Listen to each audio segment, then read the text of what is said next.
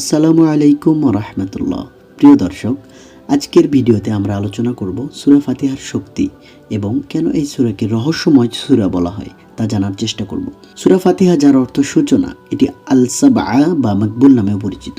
এজন্য এই সূরা রহস্যময় বলে বিবেচিত হয়, কারণ সূরাটির মধ্যে এমন একটি গভীরতা রয়েছে যা একটি মুমিনকে সারা জীবনের জন্য দিশা দেয় এবং এটি আল্লাহর নানা দিক উন্মোচন করে। সূরা ফাতিহাকে কোরআনের সারাংশ বলা হয়। এটি কোরআনের মূল বার্তা, আল্লাহর একত্ব, দয়া ও ক্ষমতা এবং হেদায়েত সম্পর্কে কথা বলে। এক হাদিসে এসেছে, এটি কোরআনের মূল সারমর্ম। এটির মধ্যে কোরআনের সব কিছু রয়েছে। দোয়া গ্রহণের মাধ্যম।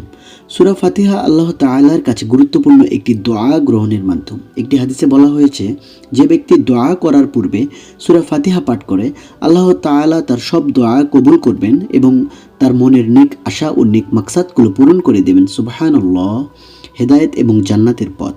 সূরা ফাতিহায় আল্লাহর প্রতি পূর্ণ আত্মসমর্পণ এবং তার হেদায়েতের জন্য আল্লাহর প্রতি আবেদন করা হয়। হাদিসে এসেছে, যে ব্যক্তি সূরা ফাতিহা পড়বে, আল্লাহ তার জন্য জান্নাতের পথ সহজ ও মসৃণ করে দেবেন। সুবহানাল্লাহ। চিকিৎসা ও রুহানি শক্তি। সূরা ফাতিহা রুহানি চিকিৎসার এক প্রাকৃতিক উপাদান। এটি বিভিন্ন মানসিক এবং শারীরিক অসুস্থতার জন্য তাওয়াজ্জু। নবী করিম সাল্লাল্লাহু আলাইহি ওয়াসাল্লামের সময় সূরা ফাতিহা দ্বারা বিভিন্ন রোগের চিকিৎসা করা হতো। এক হাদিসে বলা হয়েছে, যে ব্যক্তি সূরা ফাতিহা 7 বার পড়বে, তার সকল শারীরিক অসুখ আল্লাহ তাআলা সুস্থ করে দেবে। সুবহানাল্লাহ। শয়তান ও শত্রুদের বিরুদ্ধে শক্তিশালী প্রতিরোধ। সূরা ফাতিহা শয়তান ও শত্রুদের বিরুদ্ধে এক শক্তিশালী প্রতিরক্ষা। হাদিসে রয়েছে, যে ব্যক্তি সূরা ফাতিহা প্রতিদিন 100 বার পাঠ করবে, আল্লাহ তাআলা তাকে শয়তান এবং শত্রুদের হাত থেকে রক্ষা করবেন। সুবহানাল্লাহ। ক্ষমা প্রার্থনা।